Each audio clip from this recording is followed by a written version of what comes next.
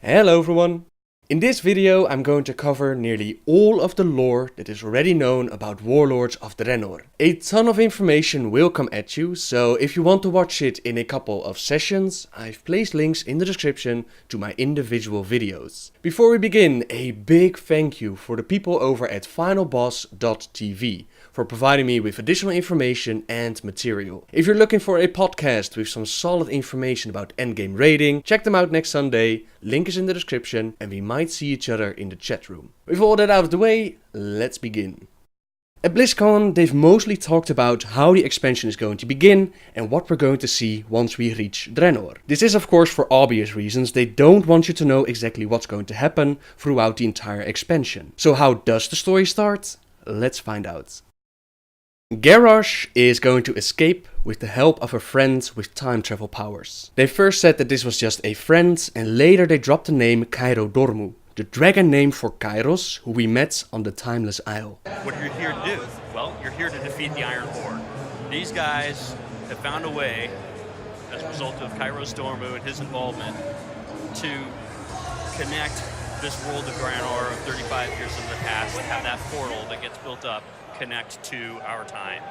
Garrosh is going to go back in time, around 2 years before the orcs drink demon blood, get corrupted, destroy Draenor, and become slaves to the Burning Legion. By changing these events, he creates a whole new reality, different from ours, so our past, the lore and history that we know about the orcs, won't change at all. Our history, our world is perfectly fine. This is a completely new reality, a completely new timeline. Even in this new reality, the orcs will become the Horde, only now it's called the Iron Horde. They also built a dark portal, but this dark portal doesn't only connect to Azeroth, it connects to our Azeroth in our current time period, somewhere after the siege. To put that into a picture, here's the original timeline where we have Horde invading, all the way to Garrosh getting his butt kicked. Garrosh, after getting his butt kicked, escapes with some help, travels back to around 32 years ago and changes the events that we know, creating a complete new reality with a new timeline. Now comes the twist in the story. They then build the dark portal and connect this new reality that is for us set back 30 years to our reality at the current time period. And it connects these two worlds, and that's going to happen somewhere after the siege. I know that some people drew the conclusion from the information given that we won't travel back through time, that we're only going to travel to this new Draenor, but that this Draenor is in sync with our timeline. This is not correct. Garrosh is not going to wait 30 years, we're not going to see old timers, old Warlords of Draenor with walking sticks. The Draenor that we're going to see is around 30 years in the past for us, around the time of the novel Rise of the Horde. Here's the explanation given by Chris Metzen. So I actually, like on that point, like just to get out ahead of it, like with the time thing, I mean, you know, we've got a number of stories kind of set in the past, you know, War of the Ancients and things like that, and there have been issues over time where there's little potholes or little breaks in the line. You know, as that factored into this expansion set and really chasing this story, we certainly thought a lot about that. The time travel stuff's, it could be pretty rough, you know, just as writers and making, you know, editorially making sure everything lines up and everything's hip. Sometimes, you know, things don't go to plan. So with this one, we just want to say very clearly that yes, at some point, oh my God, some point soon, Garrosh will go back in the past, but the point at which he arrives, which is slightly before the events of Rise of the Horde. You can stop now. Oh, I lost my train of thought. See how complicated it is? But at the point at which he arrives, it's all normal kind of continuity to that point, and the point at which he arrives, effectively, it's like it's its own game. Our world's fine. History's fine. The threat, ultimately, is it maybe makes like a quantum... I'm not going to go there. You told me to stop, I'll stop. Fine. You explain it. If we do our job as the past is fine. We are focused on Draenor going here, kicking some orc but. They said that time travel will not be a part of this expansion, and they've really hammered on this point. What they meant by that is that although we will see some traveling through time, the expansion is not going to be all about time travel. It's just a tool to get us to this Iron Horde Draenor, a tool to bring these orcish badasses back into the story, to show the Draenei in their prime and to show Draenor before it got all corrupted and blown up. Time travel always brings a lot of complications, a lot of plot holes. Like I explained with the War of the Ancients trilogy, they want to avoid that. Don't think about any time travel complications. Don't think about future Garrosh meeting past Garrosh. Don't think about duplicate items. All of that, they're not going to deal with it. Time travel is just a way to get us there. The rest of the expansion will not deal with it. So Noble, if this is just an alternative reality with an alternative timeline, why should we care about this Iron Horde? Well, that's where the Dark Portal and the connection to our reality and our time period comes in. This Iron Horde wants to invade our Azeroth in our time period, and we need to stop them. They've explained that this is going to be a story experienced. It's not going to be told, it's not going to be reading about this. You're going to experience how you're going to go into that time period. And they've explained that this is going to be similar to the pre-events that the Death Knights had in the starting area. So it's going to be a set of events that you're going through, a suicide mission they even called it, and this will get you to the Iron Horde Draenor. And there, you're either going to team up with the Draenei of that time period, that's for the Alliance of course, or you're going to team up with the Frostwolves if you're the Horde. So that's the intro, and once we reach Draenor you can see it as it was before it got corrupted by demonic influences, before it got blown up by Ner'zhul and his portals. This planet Draenor is what we call Outland today, only it's in his full glory in the middle of the Orc-Draenei war. From the introduction trailer you could see some of Garrosh's influence. These big monsters, they're called Gron, and they were the master of the ogres. In our history the orcs teamed up with the ogres, but never with the Gron, so Garrosh has changed that. On top of the Gron, you might notice some badass technology similar to what we've seen in the Siege of Orgrimmar. Garrosh has taken blueprints with him, knowledge from the future, to upgrade this Iron Horde. On the other side, we see Velen fighting. In the original story, he was all about trying to get some peace going with the orcs. Sure, they eventually fought back, but they were slaughtered, overrun, and the Naru told him that he was needed for a greater purpose. That all of this struggling between Draenei and Horde would eventually lead them to the Army of Light, and Velen was a key part of that. In this reality, he's at the forefront, kicking ass and taking names, which implies that he is seen, or perhaps the Naru have told him that something is up, that something isn't right. This is not the way things were supposed to go down, and now he has the liberty of fighting back. Don't forget that Velen has the power to see the future. If anyone knows that something is going on here, it's him. By staying off the demon juice and not using fel magic, the world of Draenor never dries out, it never gets corrupted, which makes for some interesting developments, both for the story and the planet. We will see places like Shafra, connected to the ocean of Draenor. Those mushroom creatures that we know from Zangamash, in this time period on this planet, they are whales. Okidian, or however you pronounce it, the sacred burial place of the Draenei, is not blown up yet. The Black Temple is still called Karabor, and the Draenei never developed into the Broken or the Lost Ones. Those are just a few examples of the changes that Garrosh has created, and as I said, the Dark Portal will be built, and it is going to connect our Azeroth and our time period to which we react and stop the Iron Horde from invading. Once we reach Draenor, Alliance and Horde are going to conquer their own cities and create a base of operations. We're not going to just get a city, you're going to need to conquer it or defend it. Awesome. The Horde is going to assist the Frostwolf clan, led by Duroten, who is Thrall's father, and they are located in Frostfire Ridge, a land both with snow and active volcanoes. Apparently the Frostwolf clan is not going to join this Iron Horde. It has some issues to go through though, they need to get their act together, probably some disagreement about this choice, but in the end they'll be on the side of Team Future Horde. The Frostwolf clan has to deal with another race native to Draenor, namely the ogres. These are not the ogres that you and I have met, these are bigger, better, most badass, savage ogres. On the Iron Horde Draenor, they are the ones who have the big civilization. Orcs They were scattered clans, and the Draenei pretty much kept to themselves, so the ogres are a big thing in this time period. They are the ones with the big civilization. You're going to take Bladespire Citadel, liberate it, and use it as your own base, and that will be your capital city.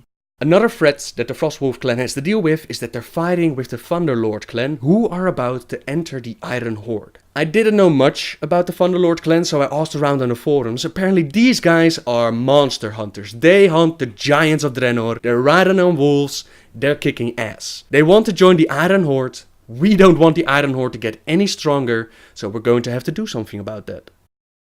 The Alliance will assist the Draenei. Draenei are of course led by Velen the Prophet, and this area is located in Shadowmoon Valley. On the Iron Horde Draenor, Shadowmoon Valley isn't the green fiery volcano area that we know. It's a forest, and it's always nighttime, it's always dark, and the main city that you're defending is Karabor.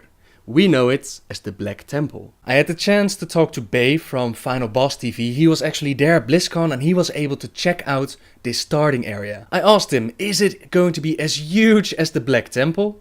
He told me it's going to be even bigger. The area is under attack by the Iron Horde and the Alliance needs to repel this attacking force, otherwise the Draenei won't stand a chance. The Iron Horde is going to invade from the docks and we gotta defend the city, otherwise, yeah, we're in trouble. Once that is done, it becomes your capital city, but there's another threat in the area. The Shadowmoon clan. This clan is led by Ner'zhul and it has several camps in Shadowmoon Valley. Ner'zhul is hell-bent on joining the Iron Horde and he will do anything to his people to make that a reality. We don't want that. We don't want Ner'zhul into the Iron Horde, so we're going to have to do something about it.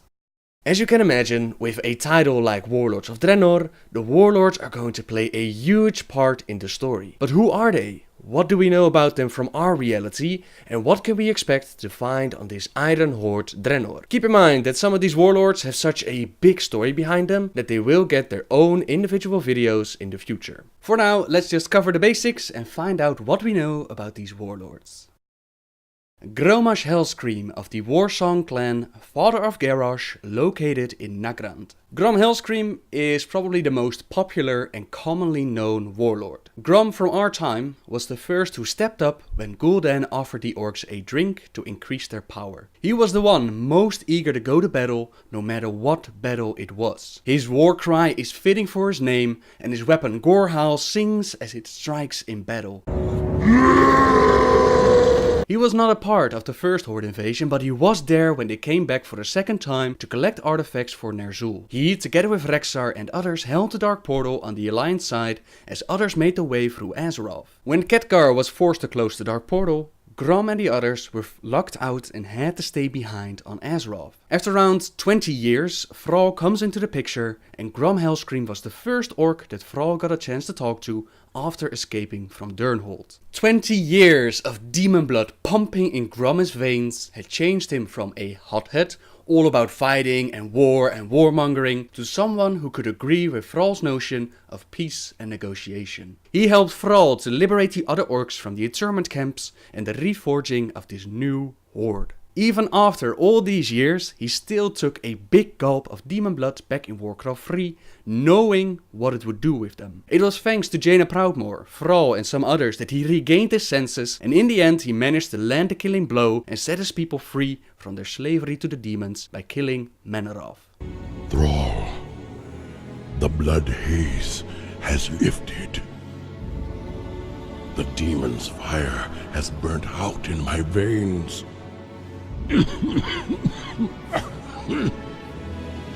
I have freed myself.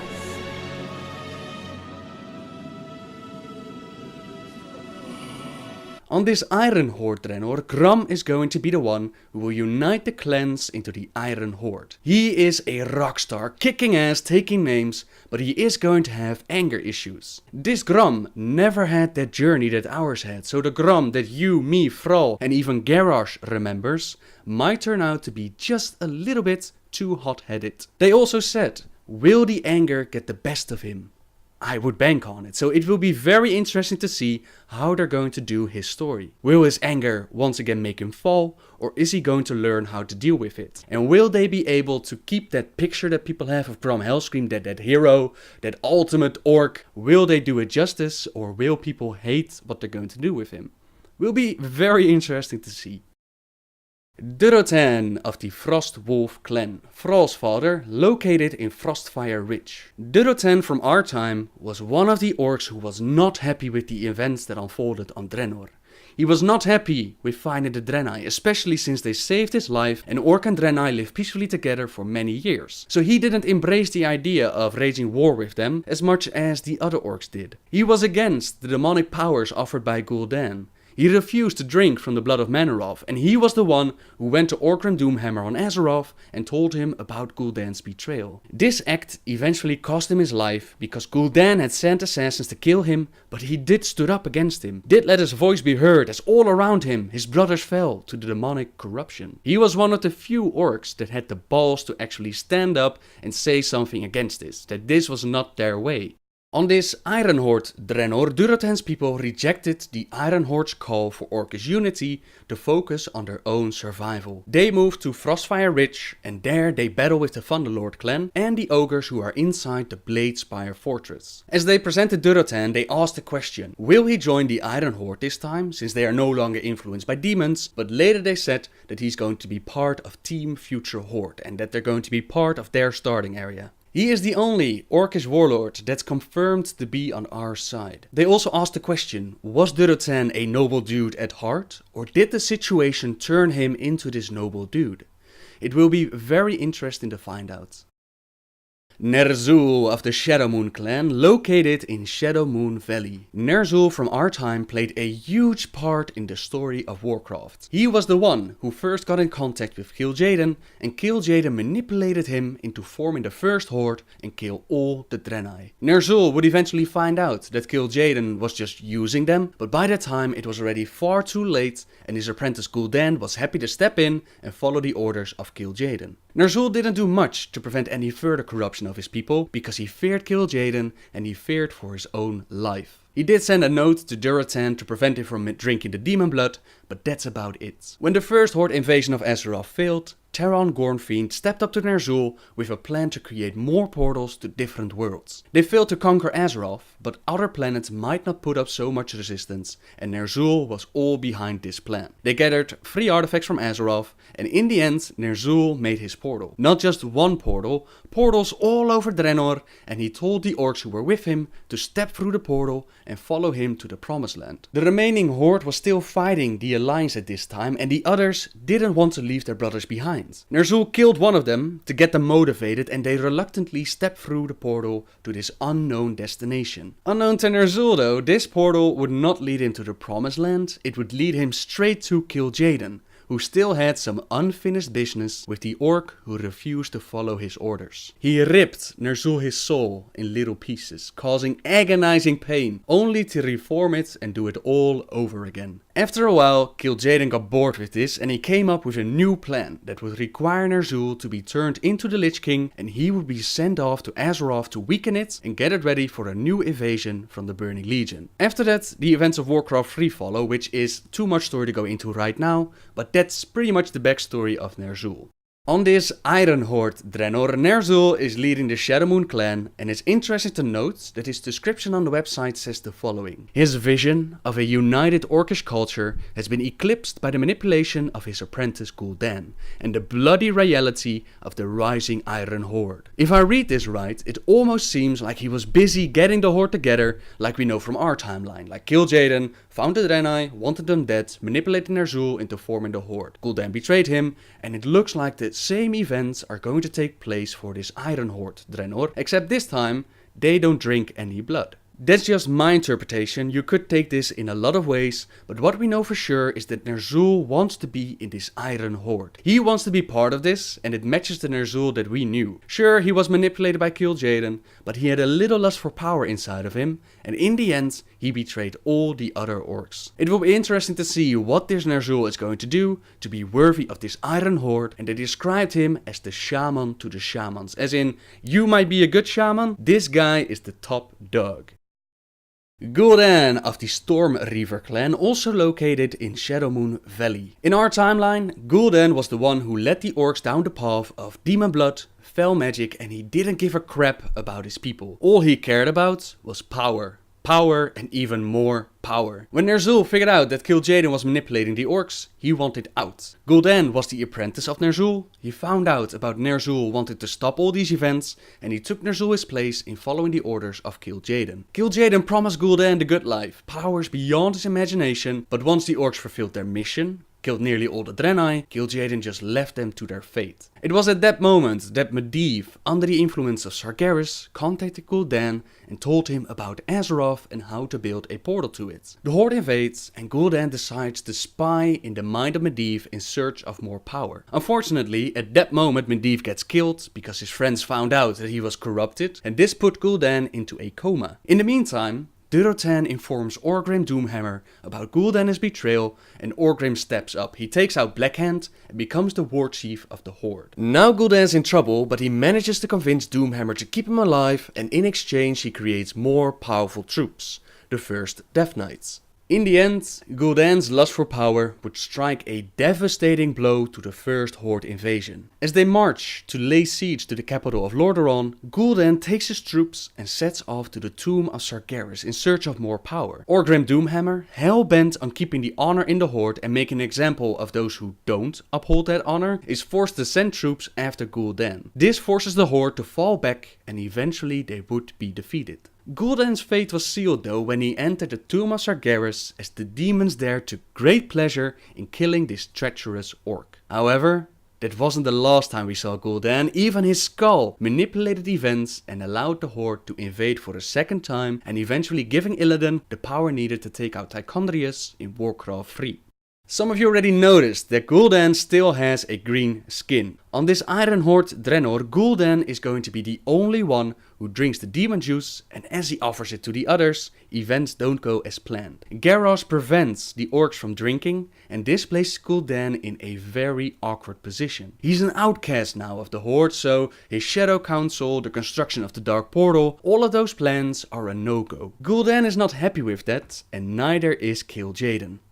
Yes, Gul'dan and Kil'jaeden are still on the phone with each other, and that should lead to some very interesting story development. If they do it right, Gul'dan's character should be manipulative, backstabbing, and willing to do anything to get to that power. It's interesting that Gul'dan is located in Shadowmoon Valley together with Ner'zhul and his clan, and even the Draenei and the Alliance main city. I wonder how that's going to play out.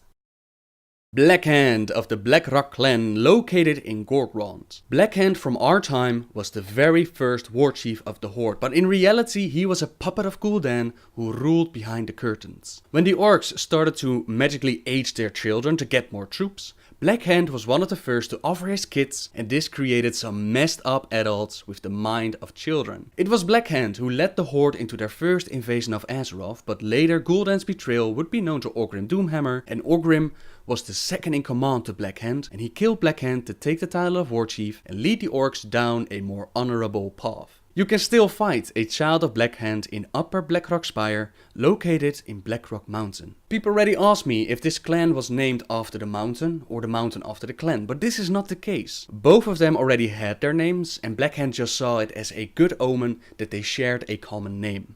Blackhand and his clan on the Iron Horde Draenor are the backbone of the Iron Horde. Now that Gul'dan isn't manipulating him, Blackhand is a more honest orc. He and his clan are the Smiths, and they are the ones who took Garrosh's blueprints of the future and turned them into weapons for the Iron Horde. One of the raids that we're going to get is called Blackrock Foundry, where we are going to dismantle this foundry of weapons and armor creation, and in the end we'll face off against Blackhand himself.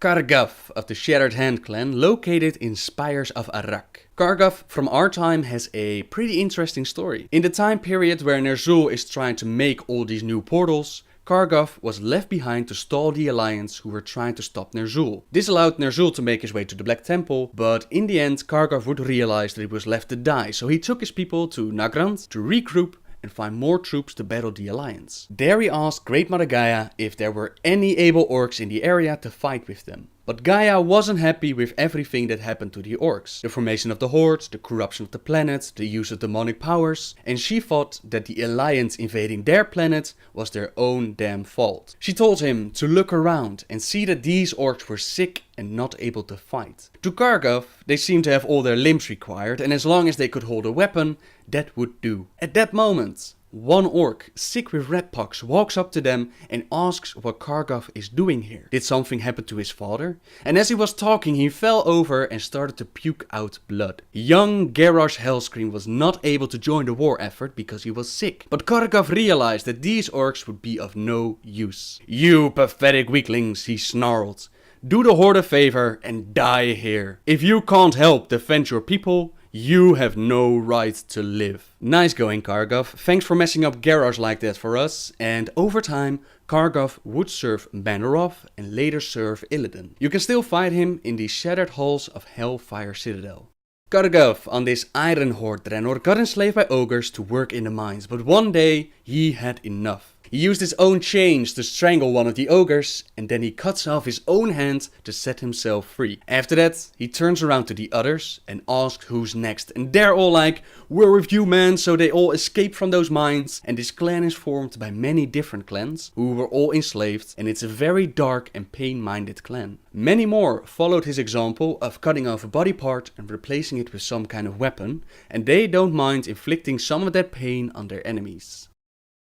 Kilrog of the Bleeding Hollow clan, located in Tanaan jungle. In our timeline, Kilrog was at the front of the war. He was one of the first to drink from the demon blood, he was there during the first invasion, and he was there when the horde attacked for the second time to collect the artifacts Ner'zhul required to make his portals. Despite that, Kilrog was an older chieftain, and with age comes wisdom, so he was more unwilling to just throw away lives for the war. To compare that to someone, Kilrog didn't mind fighting, but he wasn't a Grom Hellscream. He wasn't all about Loktarogar, let's go fight stuff and doesn't matter what happens.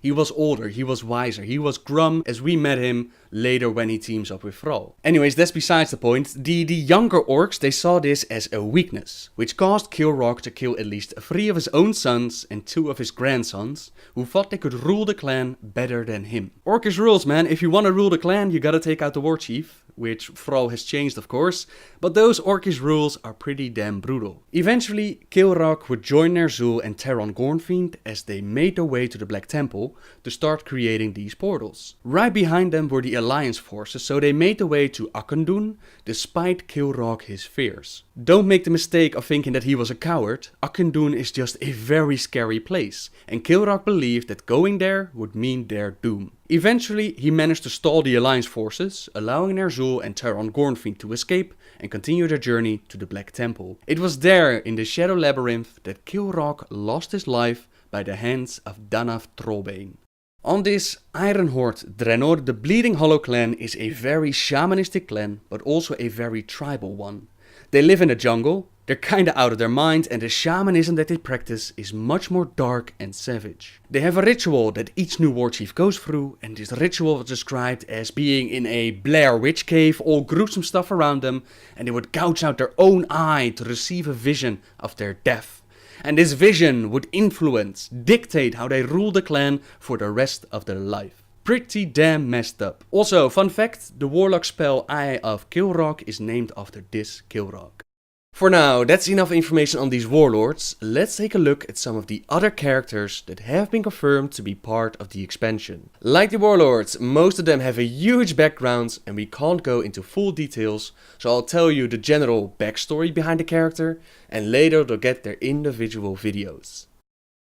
Garrosh Hellscream from our time is of course going to be on this Iron Horde Draenor, because he's going to set these events in motion. Our Garrosh didn't fight with the first Horde because he was sick. In the Burning Crusade, Thrall found him and told him about his father and the Horde on Azeroth. Garrosh travels back with Thrall after hearing these amazing stories, but seeing this new Horde confuses him. Trolls? Blood Elves? Democracy? Are you kidding me? And about this alliance, why aren't you conquering them? Thrall places him in charge and Garrosh tries to reform the Horde to his vision as he knew it from the old days. And as we all know, he got his butt kicked after the siege. Now he's going back in time, back to the time period of these legendary orcs of old. But will they be as he remembers them? Will his fantasy of this old Horde become a reality? They've explained that although he is part of the story and he is going to set things in motion, he's not the main guy. There is a guy behind the guy and they've confirmed that he won't be the end boss. He is going to be used to tell the story, but he won't be the main guy as we saw in Mist of Pandaria. Someone in the Q&A asked if they will deal with the similarities between Garrosh and Grom their story. Step aside, Pandaren. You confront a force beyond reckoning. Your father dabbled in powers beyond reckoning. Where is he now? And they said it will get its part, that it will be satisfying ending for both Garrosh and the players, but that he will not get a redemption story. Thrall from our time is going to come with us to this Iron Horde Draenor. Our Thrall lost his parents, was found by Blackmoor and raised to be a gladiator with the end goal of Thrall leading the orcs for Blackmoor against the Alliance. Thrall escapes, meets Grom, meets Drekvar, meets the Frostwolves and even meets Doomhammer. He learns about the shamanistic ways of his people and he frees the orcs from their internment camps. In this battle, Doomhammer is killed and he gives his armor, his legendary weapon Doomhammer and the title of Warchief to Thrall. Thrall creates a home for his people, allows other races into the Horde, teams up with humans and Night Elves against the Burning Legion, and in the Cataclysm he gives the title of Warchief to Garrosh to focus on his shamanistic side and team up with the aspects against Deathwing. He also met the love of his life Agra and they even had a child together. He becomes the leader of the Earthen Ring and they try to heal the damage Deathwing caused to the world. When things took a turn for the worst, Thrall showed up to kick Garrosh out of the mantle of Warchief. Or at least he tried to do so. Once the deed was done, he did not take the title himself. Instead he gave it to Vol'jin and said that he would follow Vol'jin wherever he would lead them. From this day forward, Vol'jin, if you lead, I will follow. From that end cinematic, I assumed that Thrall would become the orcish racial leader, but they've said that it isn't sure yet. Chris Metzen himself said that if it was up to a vote, he would give that role to someone like Sourfang or Eitrigg. You would imagine that after the Cataclysm, an entire expansion dedicated to Thrall's journey into becoming this uber shaman and even a family man, that he would be done. That he would take his place at Agra and his son's side and enjoy their retirement. Unfortunately, they can't let Thrall go just yet. They're going to place him back into the armor and send him off to Iron Horde Draenor to see what the orcs were truly like back in the day. Thrall has only heard stories about them and he only met the orcs after their corruption and defeat. He's going to meet his father and mother in their prime. He's going to meet the rest of his family, uncles, aunts, all that kind of good stuff. He's going to find out what the original Horde was all about and figure out where he comes from. Judging by Thrall's complete story, which we don't have the time to go into right now, he is going to get a rude wake-up call. Thrall is unique amongst the orcs. He is an orc, but also very much a human, which is completely different than where the Horde and the orcs started out from. They explained that they didn't like where Thrall is at the moment, as in shamanistic, happy family Thrall. They want to place him back into the armor and solve lots of problems with his hammer. It's going to be fun to see how Thrall's going to explain why he's green. Remember that on this Iron Horde Draenor, the only one with a green color is Gul'dan, possibly his crew, and Gul'dan tried to corrupt all the other orcs. But Garrosh prevented that. As far as I understand it, Garrosh and Thrall are not going to tell them that they are their children from the future. So I wonder how he's going to explain all these green orcs. I'm most excited to see how Thrall's going to react to Gul'dan. If anyone remembers the Cataclysm quest where Thrall splits up into the elements, he hasn't exactly forgiven what Gul'dan did to his people. My parents, murdered before I could know them, betrayed. Gul'dan, if I must burn my way across the afterlife, I will find you in whatever hell you've hidden.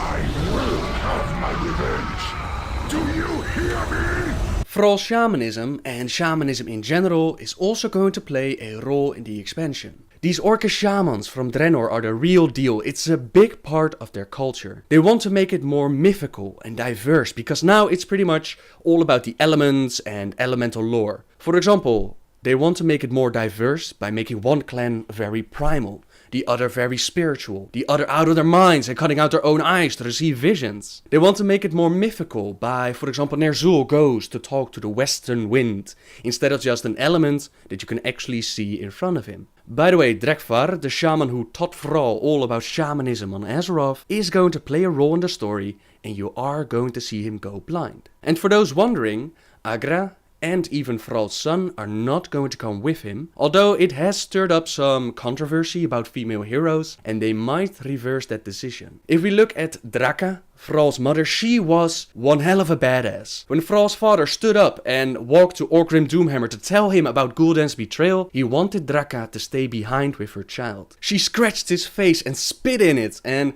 told him that she was Draka and she would stand at his side no matter what. And Durotan thought to himself that there was no orc luckier to have found such a beautiful specimen of orcish woman. And now they've decided to turn Agra into this stay-at-home mom, and that goes against the orcish ways, that goes against the orcish females, and especially Agra, because she is no pushover. So hopefully they will reverse this decision and they will give her a role in the expansion.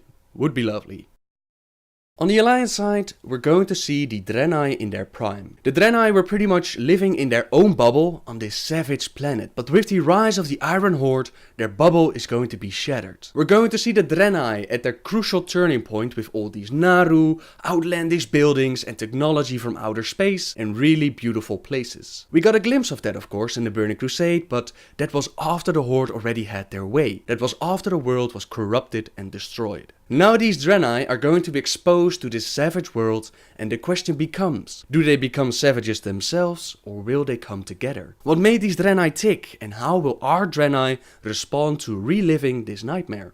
In the trailer we can see Velen the Prophet, but the question is, which Velen are they going to use? The description on the website says the following. Velen's guidance persevered his people during an exodus from their home world Argus, but his wisdom is in question after the arrival of the Iron Horde on Draenor. What value is a prophet whose visions cannot prevent calamity? This makes me believe that we're going to see Velen of the Iron Horde Draenor, and from the trailer and the starting area that you could test at BlizzCon, it seems like Velen has a much more active role.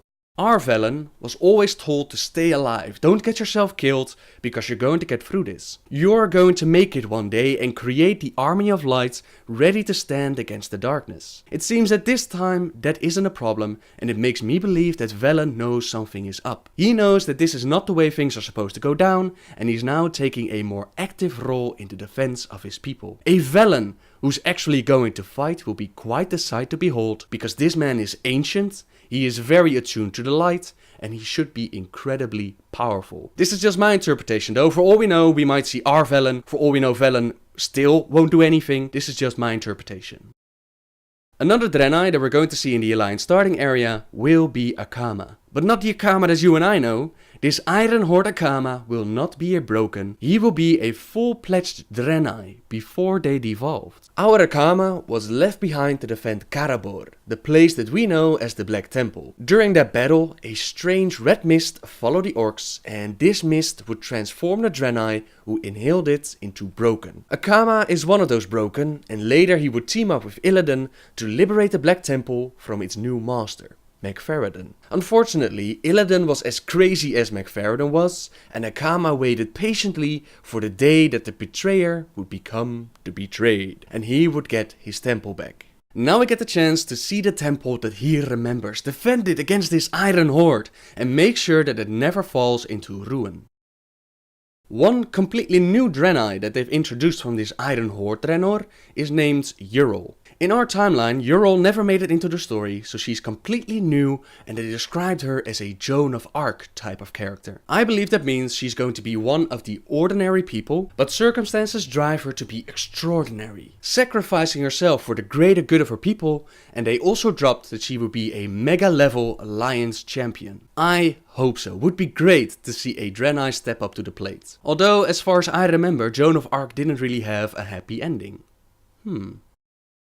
From our time period, Vindicator Maraad is going to come with us. Some of you might wonder, who the hell is Maraad? And with very good reason, because Maraad hasn't really done anything in-game. If you remember the Burning Crusade cinematic, the Draenei shown is Maraad. If you check out the flying ship in Icecrown, you'll see Maraad standing there. In the comics, he did get a part in the story of Medan. For those unaware, and once again with very good reasons, Medan is the son of Medivh and Garona, and most will know Medivh as the prophet from Warcraft 3. Medivh was also the last guardian, but his son Medan now has that job. In this comic, Maraad is the one who teaches Medan how to wield the light, and he's part of the new council of Tirisfal. However, Medan and all of his story has never been implemented into the game, never even mentioned as far as I know, so it brings up the question if you can consider it to be really part of the story. Nonetheless, one interesting thing to come out of this comic is that Maraad is the great uncle of Medan, and that makes him the uncle of Garona and brother of her mother. Garona half Orcan, she's half Orc, half Draenei,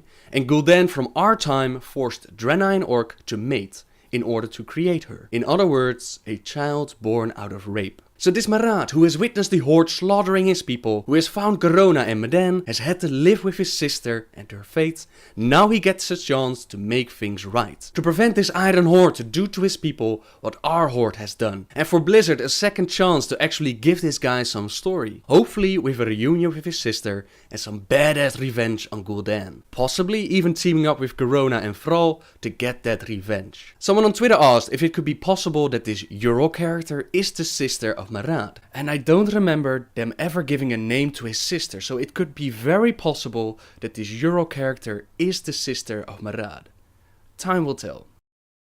Garona from our time was born from a Draenei female and an Orc male. Seeing how Orcs and Draenei didn't really have a love connection, that means she was born from rape, in order of Gul'dan. She was then magically aged, tortured, and magical spells were placed on her mind to keep her obedient. She came in contact with Medivh, with Khadgar, Anduin Lothar, and King of Stormwind, Leon Rin, father of Varian Rin. She even befriended them, and she had a love relation with Medivh. And with Medivh she would have a child called Medan. But we'll get to Medan in a moment. They found out that Medivh was corrupted, they confronted him and killed him. Later, Garona would be forced, by the use of that mind spell that Gul'dan placed on her mind, to assassinate the King of Stormwind right in front of young Varian Rin. The clans are united under Black Hand in this assault.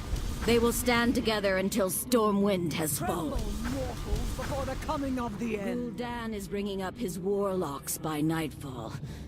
Until then, the Blackrock clan will be trying to take the eastern wall. 1,000 deaths. We will hold until the reinforcements come. As long as men with stout hearts are manning the walls and the throne, Stormwind will hold. The Orc leaders agree with your assessment. She was tortured by Doomhammer to reveal who were in the Shadow Council, and because of that mind spell, she abandoned Medan for his own safety, but she always kept an eye on him. One day Garona got captured by the Twilight Hammer clan led by Cho'Gall as she tried to save Medan. Cho'Gall, being buddy-buddy with Gul'dan, knew about the spells placed on her mind and forced her to attack Faramore, where at the time a peace summit between Thrall, Garrosh, Jaina and Varian took place. Garona barges in, tries to kill Varian, and Varian gets his shot at killing the one who took his father's life. Garona fails to kill anyone, is captured by Jaina, and any peace between Alliance and Horde is shattered because Varian accuses the Horde of sending assassins after him, and Garrosh doesn't like to be insulted. Now comes Maraad into the picture, who has been searching for Garona, and he sets her free. Garona is then reunited with Medan, but it isn't safe for her to be around him for as long as Cho'Gall knows her trigger word to activate that spell. They try to kill Cho'Gall several times in the comics, in Twilight Highlands, all of those times they failed. We do manage to end Cho'Gall in the Bastion of Twilight, making it safe for Corona to be around others again. Now they never said which version of Corona we're going to see, but since we're going to Ironhorde Draenor without a Gul'dan in charge, I would say that it's going to be our Corona. This lady, whose whole life has been messed up by Gul'dan from the day that she was born, gets the chance to take revenge. Gets the chance to prevent all of that. She might even be able to find her mother and the rest of her people that she's never met. I wonder what they might do with Corona half-orc and this master assassin, how that's all going to play out. Because most people might not even know her background, who only play the game and don't read comics or novels. They might not even realize who this Corona is. Warlords of Draenor could be the perfect moment to actually get that story going. Now you might wonder, will we see Medan get a part in the story? They never said anything about him and nobody asked. Seeing how all these characters are connected in one story, Warlords of Draenor could be the perfect moment to introduce Medan to the story. It would still feel very strange though to suddenly dump this incredibly powerful character into the story without any proper explanation given. Besides that, a whole lot of people hate the character of Medan, so I personally don't think we will ever see Medan in the game, but that's just me.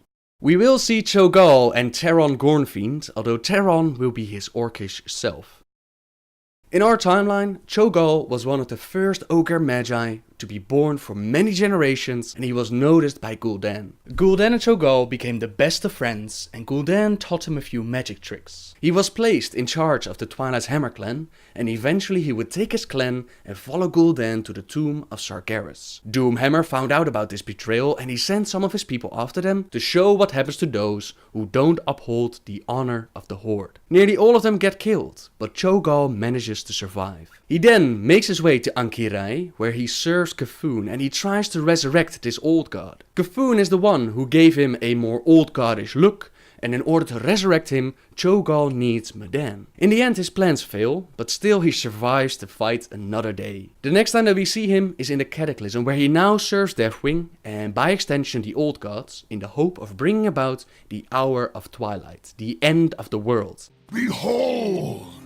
The world you see before you has been judged. Fire, water, earth, air! All shall perish before the elements. Burn and drown and crush and suffocate. Join us and embrace the inevitable end. The Master's power calls. You will be reborn, stronger than flesh. Strength beyond form, power in the infinite. Swear your allegiance to me. The Master wants, he sees and wants and hungers. And you will be remade in my image. Wait! Infidel! A heathen among us! An intruder! You! Show yourselves, my ogres. Slay this insect. Blood for the Master! Blood and suffering! Did I mention that Cho'Gall is evil and out of his mind? Yeah. That's going on. We finally managed to stop him in the Bastion of Twilight, ending his life and ending the reign of Cho'Gall.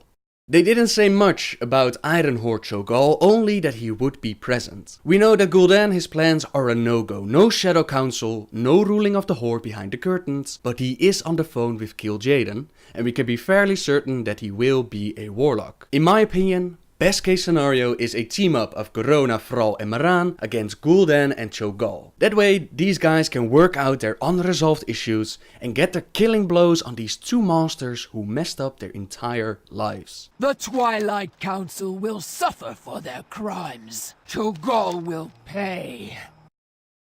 Teron Gornfiend from our time is actually the orcish soul of one of Gul'dan's warlocks inside the body of a human soldier. The very first Death Knight. When Gul'dan was ruling the Horde behind the curtains, he made a council called the Shadow Council. These were the people that Gul'dan trusted, although this was still Gul'dan, so he didn't actually trust anybody, but these were the guys who helped him rule the Horde behind the curtains. When Durotan told Doomhammer about Gul'dan's betrayal, Doomhammer tortured Corona until she told all she knew about the Shadow Council. He then killed nearly all of them to root out this corruption of the Horde. This was during the time period that Gul'dan was in a coma, and when he woke up, Cho'Gall told him what happened to the council. Doomhammer was about to kill Gul'dan, but Gul'dan managed to convince him to keep him alive, and in exchange he would make him more powerful troops. The first troops that he made were the original Death Knights. And don't confuse them with the Death Knights Arthas made. These were very, very different. These were the souls of Gul'dan's former Shadow Council placed inside the bodies of fallen Alliance soldiers. These Death Knights were the counterpart to the Alliance their paladins. They were incredibly powerful, dark magic and pure evil. When the first Horde invasion failed, Terran Gornfiend was the one who came up with a plan to create more portals to different worlds. He got Ner'zhul and Grom Hellscream on board, and he was one of the people who set out into Azeroth to collect the artifacts required. Later it was he who joined Ner'zhul on his journey to the Black Temple, and he was eventually killed by Turelion. In the Burning Crusade we got a questline where a spirit tricks us into reclaiming his artifacts, and in the end we restored Terran Gornfiend, making him one of the bosses in the Black Temple. I was the first, you know. For me, the wheel of death has spun many times. So much time has passed. I have a lot of catching up to do. On this Iron Horde Draenor, Gornfiend will be around, but in his orcish form before Gul'dan turned him into a Death Knight. They also said that he will be part of Gul'dan's crew, and if he's anything like the original Terran Gornfiend, then he should be one hell of an evil and powerful orc. As you might have noticed by now, I've dropped the name Doomhammer a couple of times, and Orgrim Doomhammer played a huge part in the story of our Horde. He didn't make it into the 7 Warlords picture, but they have confirmed that he will be around. Doomhammer from our time was the best friend of Durotan, Thrall's father. He was second in command to Blackhand, and Blackhand was the first war chief of the Horde, but in reality he was the puppet of Gul'dan. Doomhammer knew that something wasn't quite right with all the events that took place within the Horde, but he was loyal to Blackhand. When Gul'dan offered them more power, Doomhammer refused, even though he didn't know that this was demon blood. He just knew that Gul'dan couldn't be trusted, and he refused to drink it. On Azeroth, Durotan came to Doomhammer with the information on Gul'dan's betrayal. Doomhammer took this very personal and decided to step up and do something about it. He challenged his war chief Blackhand, and remember, he was loyal to Blackhand all the way, and now he knew that something needed to be done. So he challenged him for the title of war chief, and he even defeated him. He tortured Garona for information on the Shadow Council, and he killed nearly all of them. His mission was to lead his people, the Horde, back to their honorful ways, while still trying to conquer this new land that they simply needed. He allowed Gul'dan to live in exchange for the Death Knights. He recruited trolls of Azeroth into the Horde. He allowed Gul'dan to experiment and make Ogre Magi, and he led the siege on Lordaeron. The siege of Lordaeron would prove that leaving Gul'dan alive was a big mistake. Gul'dan and Cho'Gall took their clans and they set off to the tomb of Sargeras, abandoning the rest of the Horde. Doomhammer was furious and he was forced to make an example out of them, and he sent some of his troops after Gul'dan to show what happens to those who don't uphold the honor of the Horde. This lost them the siege of Lordaeron, and you might think, well, that's stupid, but this was what Doomhammer was all about. A victory on Azeroth would mean nothing if it meant that the Horde would remain this honorless band of warmongers. It was his mission to see Gul'dan's corruption undone, and unfortunately this cost them the war. The Horde was pushed back from Lordaeron all the way back to Blackrock Mountain, where Doomhammer faced off in his final battle against Anduin Lothar. He defeated Lothar, and he expected the Alliance to crumble as their leader had fallen. Quite the opposite happened, and it was Turelion who found his faith in the light and avenged his fallen hero by defeating Doomhammer. He did keep Doomhammer alive to be put on trial, but Doomhammer escaped. For years he roamed the land of Azeroth until Thrall came into the picture. He teamed up with Thrall, they released the imprisoned orcs and reformed the Horde. As they were fighting to liberate their brothers, Doomhammer got hit from behind and he was killed. He gave his armor, he gave his weapon Doomhammer and his title of War Chief to Thrall. I am the War Chief.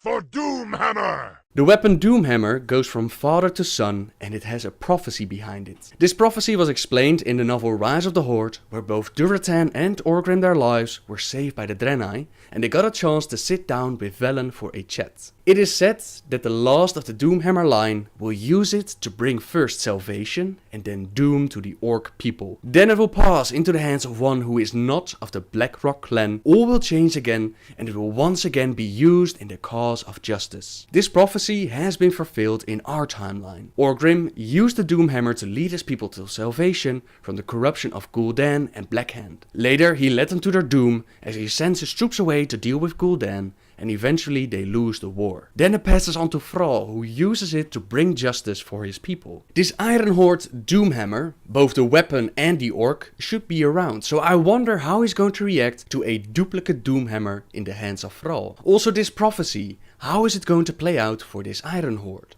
They said that there will be a storyline between Durotan and Orgrim and that Durotan will feel betrayed. I found this very interesting because in our timeline, Durotan never felt betrayed by Orgrim, even though he stayed at Black Hand's side. Potential, lots of potential for some awesome storytelling. Khadgar will be with us through the portal, and his description on the website says that he will be Alliance. Khadgar has a huge story behind him that we don't have the time to go into right now, so the extremely short version would be the following. He was the apprentice of Medivh and a friend to Garona. It was Khadgar who found out about Medivh's corruption, that it was Medivh who opened the dark portal for the first Horde invasion. The time has come! Gul'dan, order your warlocks to double their efforts! Moments from now, the gateway will open, and your horde will be released upon this ripe, unsuspecting world. Khadgar, Garona and Anduin Lothar went to the Karazhan to confront Medivh. In that battle, Medivh literally sucked the life out of Khadgar, making him look much older than he really was. They did manage to kill Medivh in the end, and later Khadgar would play a vital role in the war against the Horde. He was the one who followed Lothar to Lordaeron as the Horde took Stormwind. He was the one who closed the Dark Portal for the first time, but he was unable to destroy the portal for good. Calling upon the arcane powers of the Archwizard Khadgar, the fury of the earth and skies were unleashed upon the Dark Portal to destroy it once and for all.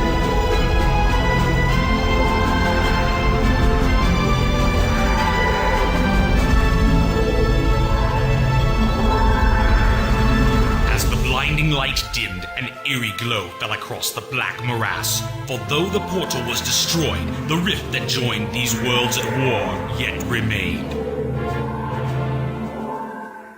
He was the one who followed Turellian as he was leading the Alliance army beyond the Dark Portal. When Ner'zhul made all his portals, Draenor was about to get destroyed, and his destruction would flow over into Azeroth if the Dark Portal remained open. The Alliance troops, they made the ultimate sacrifice by closing the portal from the Draenor side and making sure that Azeroth remained safe. Thankfully, as Draenor was exploding, they found one of the portals and were able to hide inside until Draenor was done transforming into Outland as we know it today. Khadgar and the others then took refuge within Honor Hold and vowed to stop the Horde from ever doing the same damage that it did to Azeroth.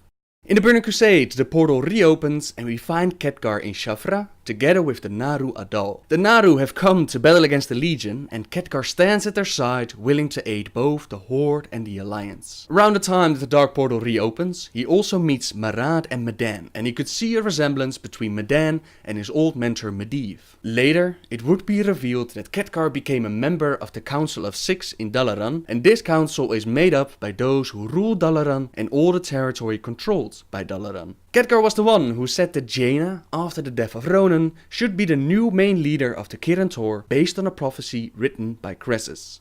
Like I said, that's the very short version, and Khadgar is one of those characters that deserves his own video and he will get it in the future. So what can we expect from Khadgar in Warlords of Draenor? If they do it right, he's going to go back into his role of fighting the Horde. They've pretty much turned him into this neutral character who didn't do much, and now with the return of the Horde that he battled before, now is the time for him to shine. He should be an incredibly powerful mage. I mean, he was taught by the best of the best. Khadgar in action should be awesome to see, and he might play a role in the whole Naaru storyline, which brings us to the next confirmed part of the story, Naaru, Blood Elves and Paladin lore. In the Q&A, someone asked if they're going to deal with the Blood Elves, who in our time abused Outland and abused the Naaru named Muru. Our arrogance was unpardonable. We damned one of the most noble beings of all. We may never atone for this sin. Once again, long story short, Kilfa's Sunstrider captured the Naaru named Muru and he sent him to his people. There they figured out it would be a good idea to suck his power out of him and use it to be able to wield the light. Lady Liadrin was one of the first to do this, but later Kilfas would team up with Kil'jaeden and attack his own people to bring Muru back. At that moment, Lady Liadrin made her way to Shafra and talked with Adal. There she found out that Muru willingly sacrificed himself for the greater good and that Velen had seen everything that would happen in a vision. Lady Liadrin stepped away from Kil'Thas and pledged herself and the Blood Knights to Adal and the Shattered Sun offensive. They would eventually aid in stopping Kil'jaeden from entering Azeroth, and there Velen used the core of Muru to restore the Sunwell and give the Blood Elves a chance at a new future. Then fortunate it is that I have reclaimed the noble Naru's spark from where it fell. Where faith dwells, hope is never lost, young Blood Elf. Can it be?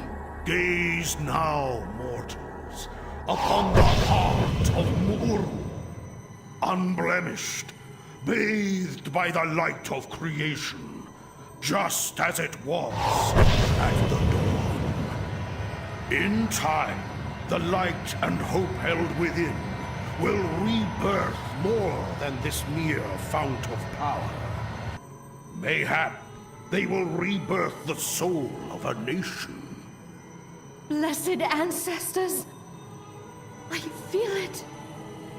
So much love. So much grace. There are no words. Impossible to describe. Salvation, young one. It waits for us all. Farewell.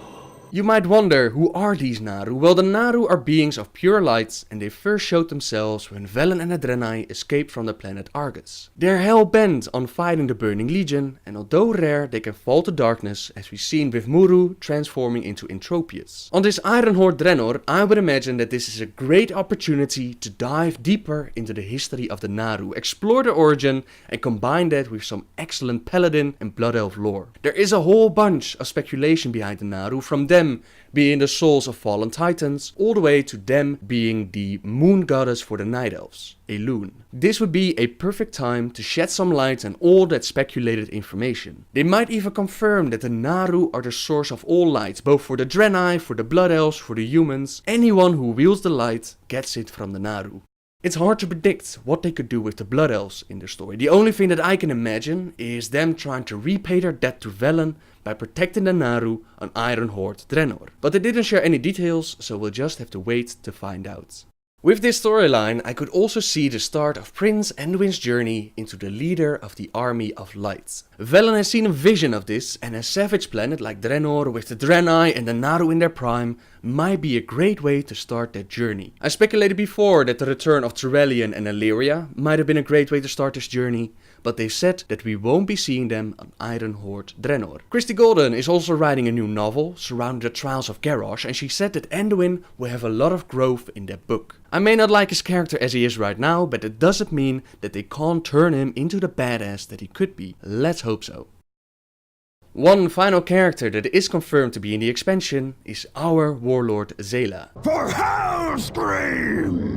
Zayla survived the siege and she will join Garrosh later in the expansion. She's going to follow him to the Iron Horde Draenor. They also answered the question if we will be seeing the Dragonmaw clan, and they said that there are many smaller clans that they haven't really worked out yet, so they don't know exactly what clan will get what role in the story. Honestly, we haven't talked all that much about the Dragonmaw so far, but I would say that that is a possibility.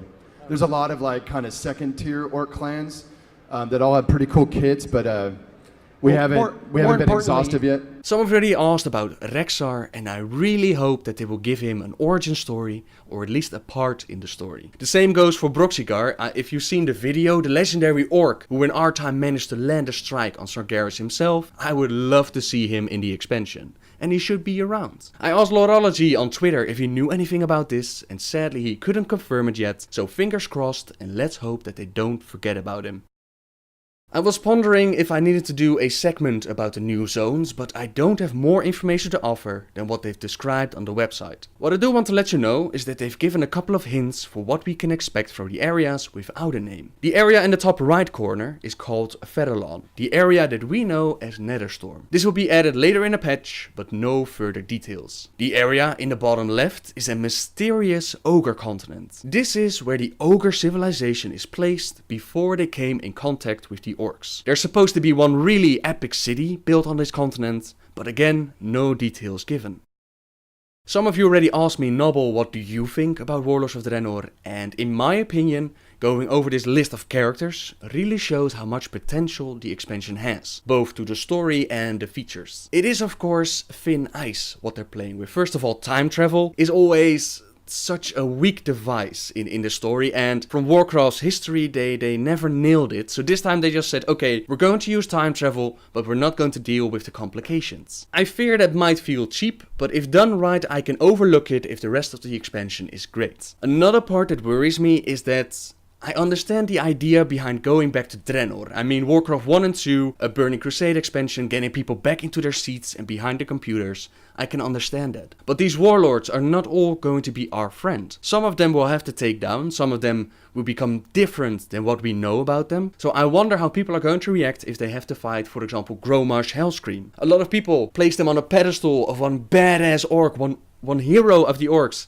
And now they'll have to fight him. I can understand it if they don't agree with that. I can understand it if they would actually want to team up with the warlords. So that's the thin ice. But then again, there is a lot of room for some great storytelling. And like I said, there's a lot of potential for this expansion. So we can only hope that they do it right and that we don't have to follow Thrall through the entire expansion and that they will actually give a story to everybody. Would be fantastic. Besides that, I've seen a lot of naysayers on the forum saying that this expansion is going to be crap and yada yada yada. We don't know what this expansion is going to be like until they've released it. We have no idea what other leaders of the Alliance and Horde might come with us. We have no idea what the story behind some of the new races on Iron Horde Draenor will be. We have no idea how the invasion is going to start. We have no idea if we're going to see Old Gods, if we're going to see Burning Legion, hints of Titans.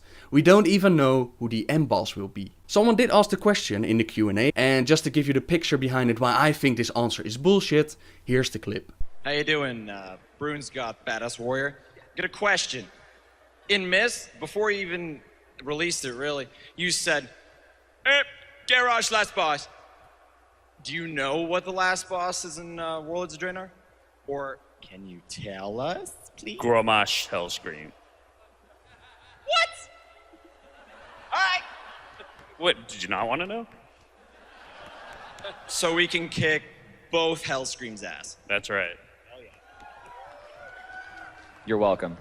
They answered this question with Grom Hellscream, but elsewhere in the presentation they said that it wouldn't be just an orc dude. Having said all that, I'm sure many of you were thinking like, oh, God, don't tell us. Another orc, really? Tell us this orc is not the boss of the expansion series. We want to get ahead of it. He's not. Garrosh facilitates the storytelling. This was the natural flow. And while he will be heavily involved in the storytelling, he's not the guy. There's a guy behind the guy. Those of you who are astute may conclude very quickly who the guy might be, but we're going to let that ride for a little while longer. I guess I'd also like to tease as the panel goes. The end boss of this whole giddy-up, as so far as we're thinking today, it won't just be an orc dude.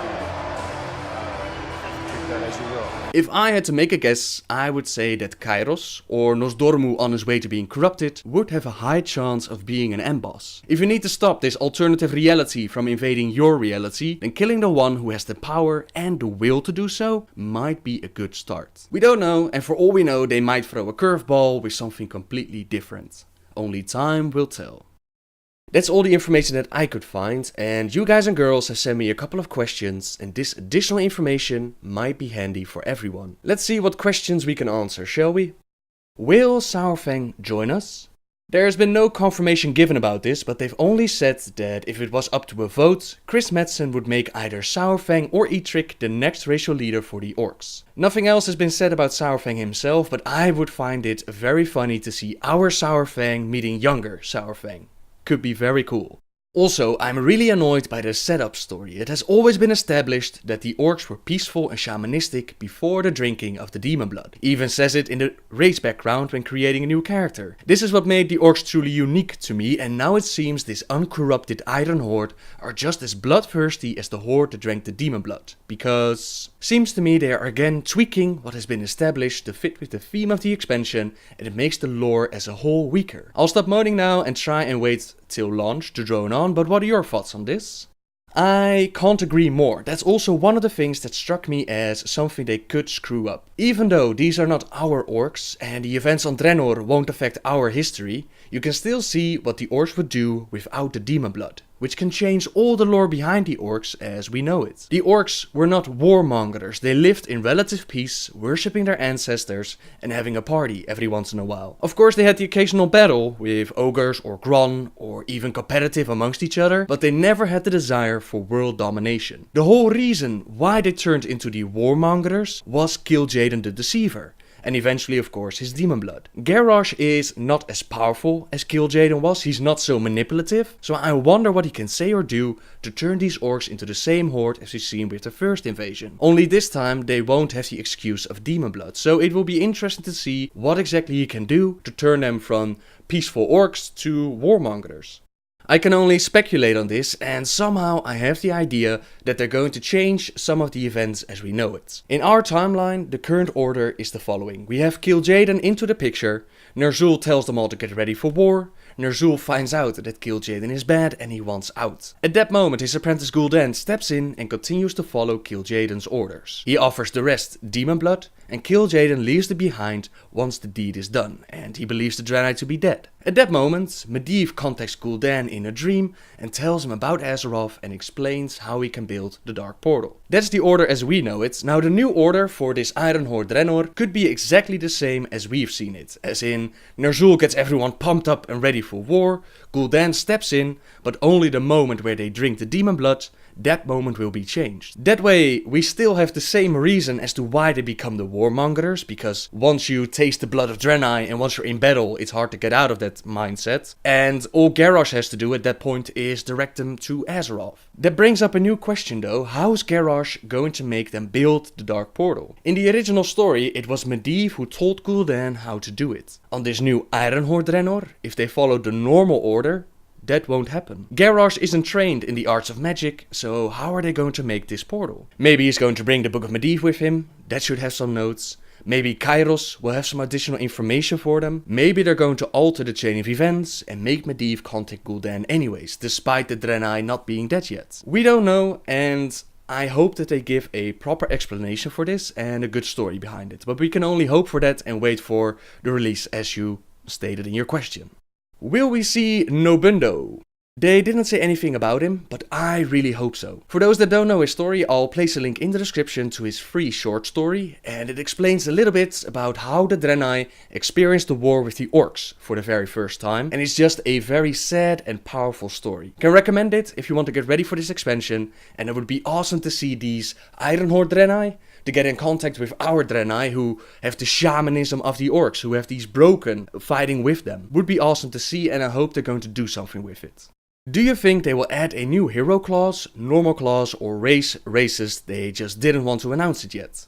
I don't work for Blizzard, so I can't tell you what they will or will not do, but I would imagine that a new race or class, that's something you want to get people hyped about and you want to promote that at BlizzCon. So I personally don't think we will see a new playable race or class in this expansion. What do you think about the fact that there are 2 Burning Legions now, since Garrosh is going to connect a different timeline with the one we have, so there are actually 2 Sargerasuses now? Yep, that's the can of worms that you open up when you add the possibility of connecting multiple realities to each other. You're absolutely right, there are now going to be 2 of everything we haven't killed yet, and even some of the bad guys that we did kill, they're now back. The only thing they've got going is that Draenor isn't connected to anything else besides our Azeroth. That means that anything going on Iron Horde Azeroth won't be a problem. I mean, that world is pretty much doomed, since they won't have the Horde invading, they'll never have the Alliance as we know it, and they won't be able to band together against bad guys like Kafun or Kel'Thuzad, or anything that required both factions to take it out. They won't have both factions. That world will most likely die, or explode, or be taken over by darkness, but hey, we don't care, because we need to deal with Iron Horde Draenor. To connect to this question, does that mean that we will have to fight, for example, 2 Kil'jaedens? I highly doubt it, to be honest. Kil'jaeden is on the phone with Gul'dan, he might try to manipulate certain events, but I don't see a massive battle against Kil'jaeden himself. The main reason for this is because we still have a Kil'jaeden to fight on our world, on our timeline. Even if we defeat this Iron Horde Kil'jaeden, first of all, it won't make a difference. And second of all, that would mean that we have to fight our Kil'jaeden for a second time. And how lame would it be to fight the same boss twice in a row? I mean, where would be the challenge? Yeah, we just defeated you in Warlords of Draenor and now you're going to invade again. But we know that we are powerful enough to take you on. That would be kinda silly, and that's the main reason why I believe that we won't be seeing much of the Burning Legion or Kil'jaeden. It's always a possibility, of course. In my opinion, it would just suck. What I do wonder is if they'll resurrect Gruul the Dragon Slayer and make him a boss again. Or perhaps the Iron Horde Draenor will push into our side. Would be interesting to see. I'm not sure which are your opinions about this, but I basically played WoW because of the lore. And I was really excited about Refion's quest for Titan lore, which would have, sooner or later, finished the lore. Yeah, you must keep your games up, but are we supposed to wait 1 or 2 years to get something about that plot?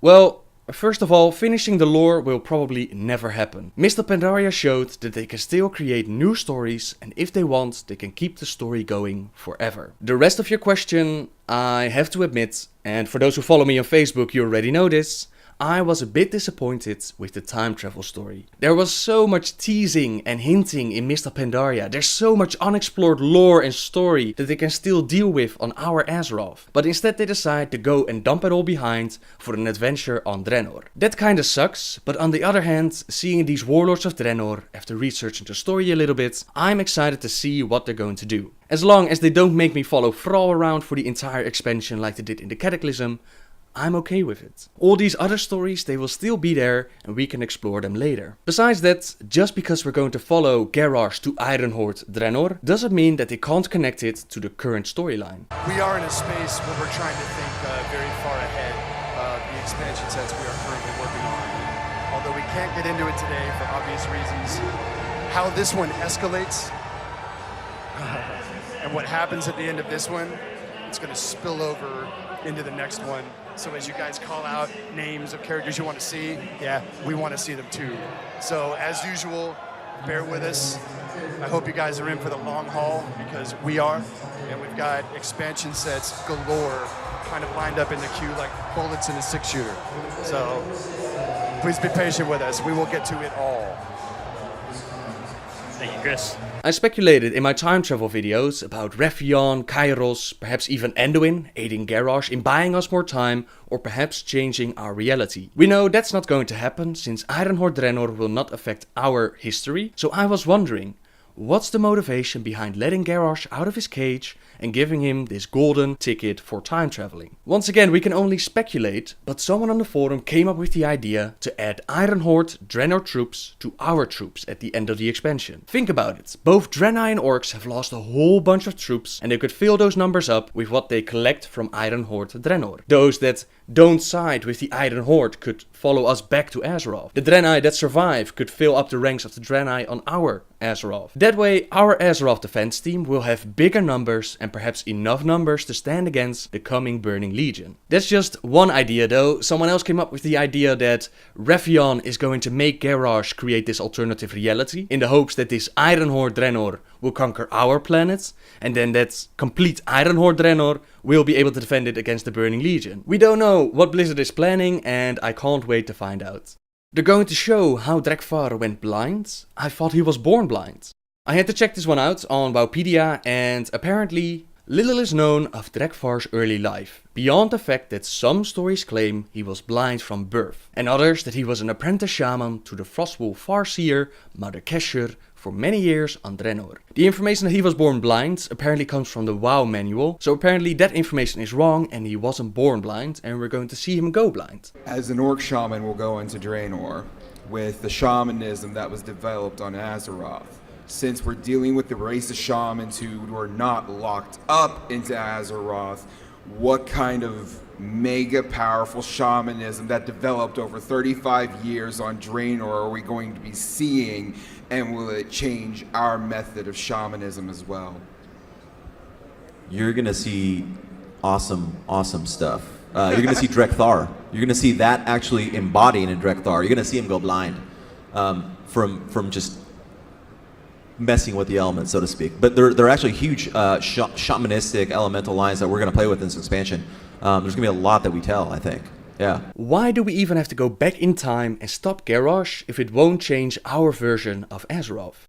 We need to go back in time to stop the Iron Horde from invading our reality. That's the main threat behind this expansion, and that's the main reason why we need to take out this army. Why don't we just blow up the portal? Because we tried it before after the first Horde invasion, and the link between Draenor and Azeroth can't be broken. So I would imagine that in this storyline you can't just take out the Dark Portal. Why don't we station troops at the portal to keep any invading force from entering? I don't know, but it's possible that this invading force will be so great that the only option is to go to Draenor and dismantle it at the core. Why doesn't Garrosh wait with invading until the Draenei are destroyed? And why does he invade our Azeroth instead of old Azeroth on his Iron Horde reality?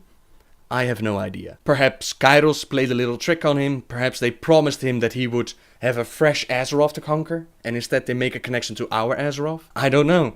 I hope they will give it a good introduction story, but there's a big chance that they don't deal with any of this, and that they just send us to Iron Horde Draenor because they can. Because they want to show these old heroes, these old orcish warlords in their prime, and they want us to explore Draenor as it was in its prime, together with the Draenei and the Naru, all that storytelling, and it's very possible that they said, okay, we want to show this, how can we do this? Shall we just go with alternative realities? Why not? Let's do it, let's push people through the Dark Portal again, and let's have some fun. Very possible, and we won't know until they release the expansion. What about Illidan? They didn't mention Illidan, so as far as we know, our Illidan is still dead. The Illidan created in this Iron Horde reality should still be in his prison, and like I said, Iron Horde Azeroth won't be connected to Draenor, so we won't have to deal with anything that's related to old Azeroth. Will we still be able to visit Outland as well, as it now exists? Yes, we will be able to visit it. They weren't sure yet on how they're going to do it, but they were talking about moving that portal to the Caverns of Time. No matter what solution they come up with, I can guarantee you the old content will still be available. Is Gul'dan on the phone with our Kil'jaeden or Iron Horde Kil'jaeden? That's actually a very interesting question, and they didn't specify which Kil'jaeden is on the phone. From all the surrounding information, I would say that it's Iron Horde Kil'jaeden, but that's just my interpretation. Why did the orcs drink the demon blood, and what were the consequences of doing so? They drank the demon blood because Gul'dan offered it as a way to increase their power, as a blessing by the beings who were so good to them. Only Durotan, Ner'zhul and Gul'dan knew what it actually was. The rest just believed it was a way for more power and a very nice blessing. This is a quote from the book as Kil'jaeden grants Gul'dan the blood of Manoroth. "Behold, the blood of the Destructor," gloated Kil'jaeden. "It burns away all that will not serve you, Gul'dan. It cleanses all thoughts of hesitation, confusion or uncertainty. It creates a hunger that can be directed any way you choose."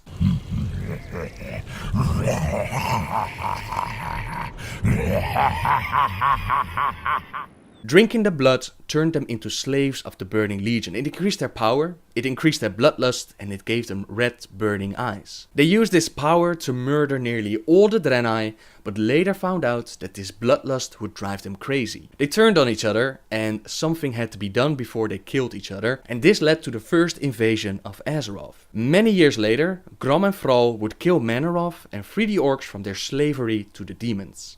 I always thought that drinking demon blood instantly turned you green, but I'm not so sure anymore. I've been trying to Google it, but I'm getting different answers from different sources. More of you have been asking about the different skin color of the orcs, and this is what I know about it. Feel free to correct me if I'm wrong. Brownish is the original color of the orcs, much like Garrosh. The orcs slowly turned green because they started to use fel magic. Even those who came in close contact with this magic, they also turned green. That's why Thrall's parents, they're also green, even though they never used fel magic. Garrosh remained brown because he was sick with redpox and he had to stay in Nagrand. For some reason, Nagrand remained immune to the corruption of the planet, and by effect the people who stayed there also kept their own skin color. Now, as I said, I thought drinking demon blood would complete the transformation and instantly turn you green, but I'm not sure about this. The burning red eyes is a clear sign of demon blood pumping in your veins. You might wonder, why is Thrall green? Because the green corruption sticks, and any children born from green parents will also be green. Agra and Thrall, brown and green orcs, they have about 50% chance at either a green or a brown child. If you remember the vision in the Cataclysm, the water vision of Thrall's children,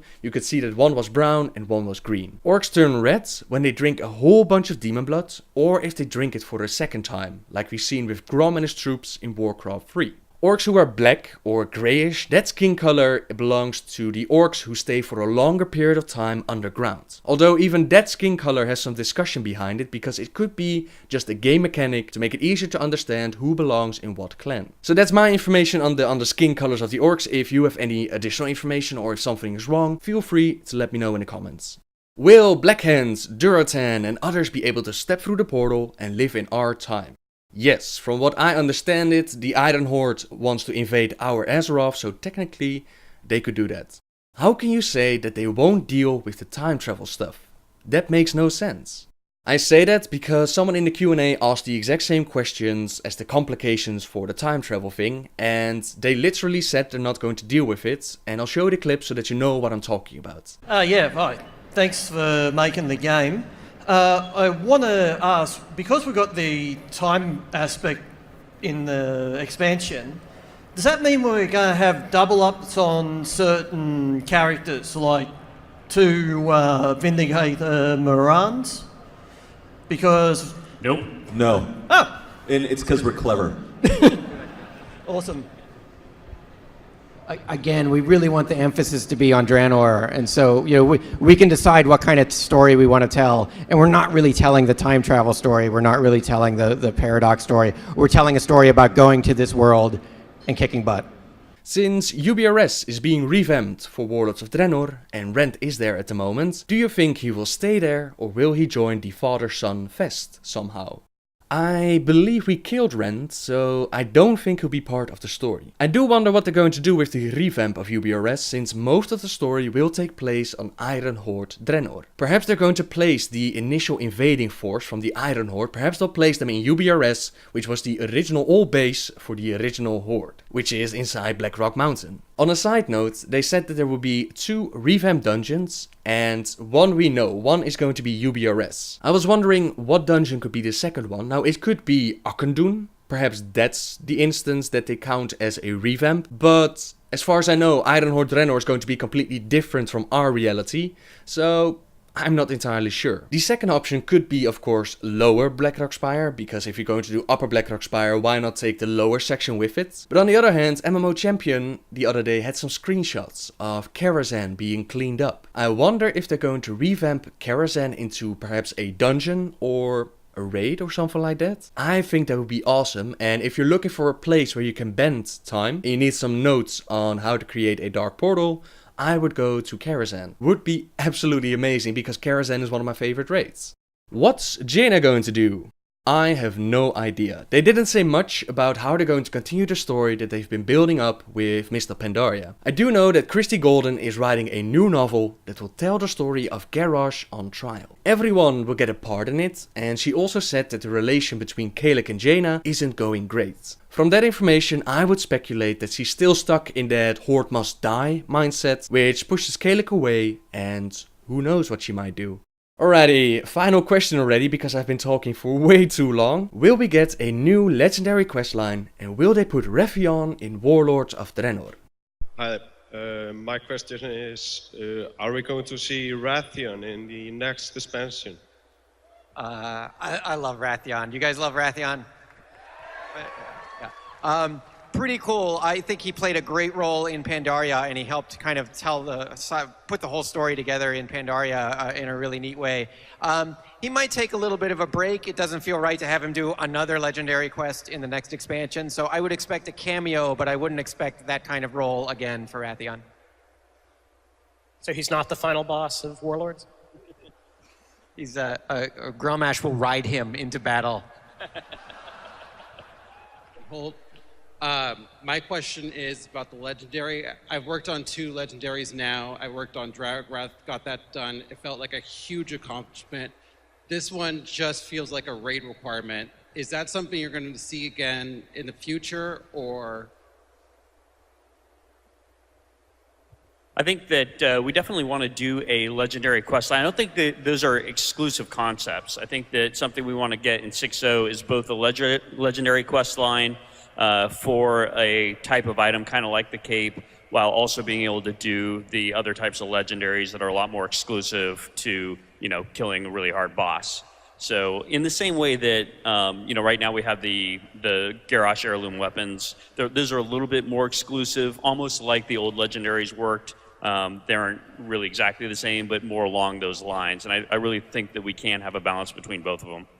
So Wrathion won't play a big part in the expansion, and they were talking about possibly a legendary questline again in 6.0 with another more rare legendary to get. No details given, we don't know exactly what item it will be, but I like that they already teased with a possible legendary questline, because I loved Wrathion's questline. I loved the story behind it, I loved the reward for it.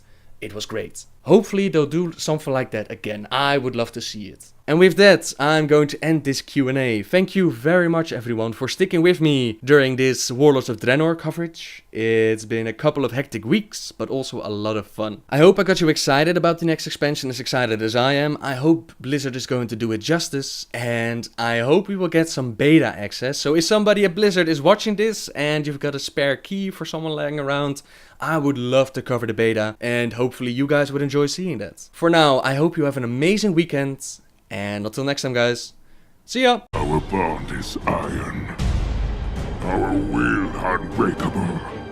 Who will stand against us?